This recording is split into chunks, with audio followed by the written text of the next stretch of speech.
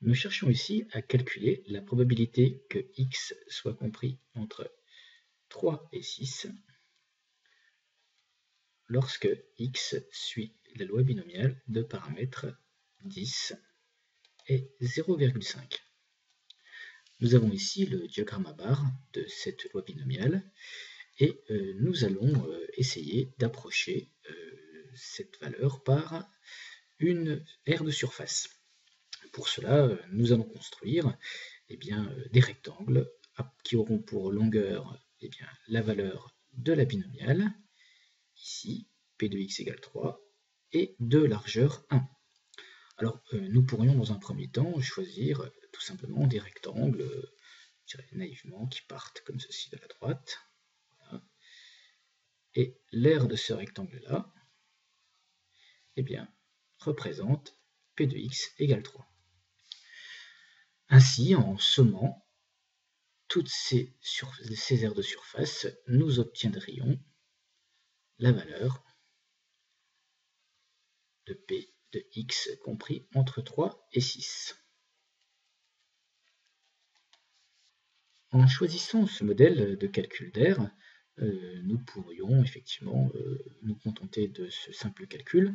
Or, nous allons nous apercevoir que le choix des rectangles est important pour l'approche d'une loi binomiale par une loi normale. Effectivement, regardons ce qui se passe.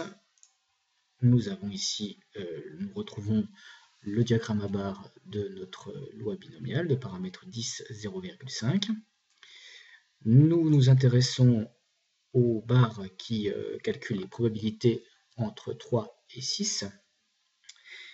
Et nous allons faire apparaître la courbe de la fonction de densité qui a comme paramètre m qui est l'espérance de la loi binomiale, c'est-à-dire 5, et comme écart type sigma, l'écart type de la loi binomiale, c'est-à-dire environ 1,58. Je rappelle que nous trouvons 1,58 comme la valeur approchée de la racine carrée du produit de n, p et de 1 p. Donc, si nous regardons cette courbe et essayons d'approcher la valeur de cette binomiale, de cette probabilité, pour que x soit compris entre 3 et 6, nous faisons le choix de centrer ces rectangles sur les valeurs prises par la variable aléatoire grand X, c'est-à-dire 3, 4, 5, 6. Ces rectangles sont bien de base 1 et de longueur la binomiale. Donc nous retrouvons bien un histogramme dont l'aire totale, qui ici vaut à peu près 0,773, correspond à p de x compris entre 3 et 6. Or, si maintenant nous cherchons à déterminer cette valeur de 0,773 environ par une intégrale, nous allons choisir une variable aléatoire y, qui suit donc la loi normale dont la fonction de densité est représentée par la courbe en forme de cloche, et y finalement ne peut pas prendre des valeurs entre 3 et 6, déjà pour une raison évidente de calcul d'aire, mais aussi en supposant que x prenne la valeur 3, y peut prendre une valeur strictement comprise entre 2,5 et 3,5. En arrondissant y qui prend par exemple 2,7, nous arrondirions en passant en discret à x qui vaut 3.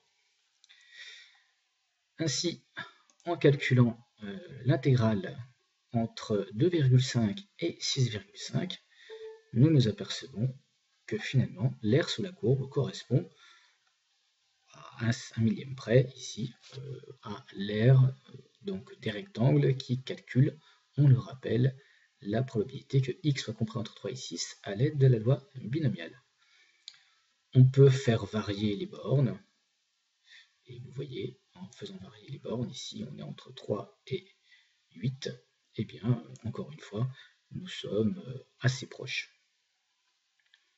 Pour conclure, en changeant les paramètres, nous gardons ici x qui suit une loi binomiale de paramètres 20, 0,3 et nous souhaitons calculer p de x compris entre 4 et 10.